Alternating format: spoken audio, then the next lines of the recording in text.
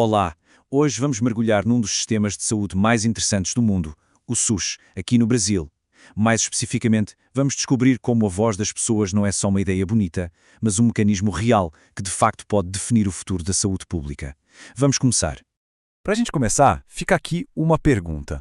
Alguém já parou para pensar quem é que decide se o posto de saúde do bairro precisa de mais médicos, de uma campanha de vacinação específica ou, quem sabe, de equipamentos melhores? A resposta para isso pode surpreender, e ela é o centro do que vamos conversar hoje. Então, para a gente entender o como as coisas funcionam, primeiro a gente precisa entender o porquê. Vamos lá para a base de tudo, a fundação do Sistema Único de Saúde, a grande ideia que mudou o cenário da saúde no Brasil. E tudo começa bem aqui. Essa frase que está na nossa Constituição não é só um slogan, viu? É a promessa fundamental do SUS. Ela garante que toda e qualquer pessoa no Brasil, sem exceção, tem direito à saúde. E mais, que é responsabilidade do governo garantir que esse direito seja cumprido. E essa promessa toda se desdobra nestes 5 princípios, que são a espinha dorsal do sistema. A universalidade, que garante acesso para todo mundo. A equidade, que busca diminuir as desigualdades, investindo mais onde se precisa mais. A integralidade, que enxerga o paciente por completo, não só a doença. A descentralização, que traz as decisões para mais perto de quem precisa. E, por fim, a participação popular, que é o nosso foco aqui, e que garante que a sociedade tenha uma voz ativa em tudo isso. Ok, agora vamos avançar um pouco e ver como esses princípios tão importantes se transformam em ações de verdade no dia a dia. É aqui que entram as políticas nacionais de saúde, que funcionam como um grande plano mestre para as ações em todo o país. O que é realmente impressionante aqui é a abrangência disso. Não estamos falando de uma política única, mas de todo um conjunto. Tem política para a saúde mental, para a saúde da mulher, da criança, do trabalhador. Cada uma delas é um guia bem detalhado que transforma a filosofia do SUS em cuidados reais, do EAPOC ao CHUI. E agora a gente chega no coração do nosso tema, o mecanismo que realmente dá poder à voz de cada cidadão. Vamos conhecer os Conselhos de Saúde. Bom, o que é exatamente um Conselho de Saúde? A definição parece um pouco complicada, mas vamos simplificar. Permanente quer dizer que ele existe sempre, não importa o governo da vez. E a palavra-chave aqui é deliberativo.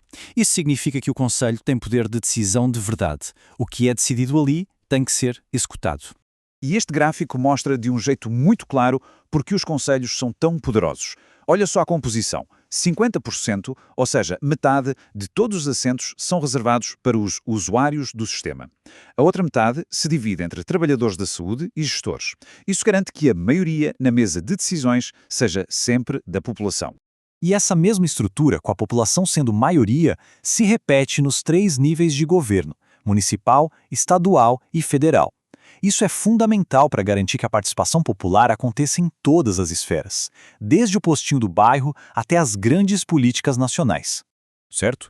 Então os conselhos existem, têm poder, mas na prática, como é que eles transformam as necessidades de uma comunidade em ações concretas de saúde? O caminho é bem claro. Tudo começa com uma demanda que vem da comunidade, levada por um conselheiro.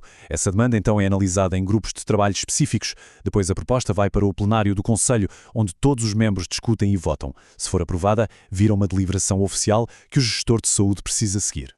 E esse trabalho todo não é feito no improviso, não. Os conselhos usam ferramentas de gestão bem específicas para se organizar. O regimento interno, por exemplo, define as regras do jogo, como as votações acontecem. Já a agenda de saúde estabelece as prioridades e os compromissos, garantindo que o trabalho seja focado e produtivo. E aqui está o ponto crucial. O tamanho do poder que eles têm. Eles não dão só uma opinião, eles atuam na formulação das estratégias, fiscalizam a execução das políticas, aprovam o orçamento da saúde e ainda avaliam os próprios serviços. É um controle social completo, do começo ao fim, do planeamento à execução. Agora, vamos mudar um pouco o foco. Vamos para o outro lado da mesa, o lado dos gestores. Como é que as decisões tomadas nos conselhos são implementadas no dia-a-dia? Quais são os desafios reais que eles enfrentam? Olha, este slide dá uma visão bem honesta da realidade. Do lado dos facilitadores, claro, uma equipe unida e autonomia para decidir fazem toda a diferença. Mas do lado dos obstáculos, a gente vê desafios enormes, como o excesso de burocracia, a falta de recursos e o poder muito centralizado, que podem dificultar bastante a implementação das melhores ideias. E para navegar nessa complexidade toda, os gestores também usam ferramentas. Uma bem conhecida é a análise SWOT, ou FOFA em português. Ela permite uma análise bem estruturada das forças, fraquezas, oportunidades e ameaças, ajudando a tomar decisões mais realistas e baseadas em dados. E isso nos leva a um ponto essencial, a importância da informação. Não dá para gerenciar saúde no escuro. Indicadores de saúde, relatórios de gestão, tudo isso é matéria-prima para transformar dados em conhecimento e, finalmente, em ações de saúde que realmente funcionem na prática. No fim das contas, o objetivo de todo esse sistema é chegar a um modelo de cogestão. A ideia é que a responsabilidade pela saúde não seja só do gestor, mas sim compartilhada entre os gestores, os trabalhadores e, claro, os usuários, por meio dos conselhos. Todo mundo se torna corresponsável. E assim, a gente fecha o círculo.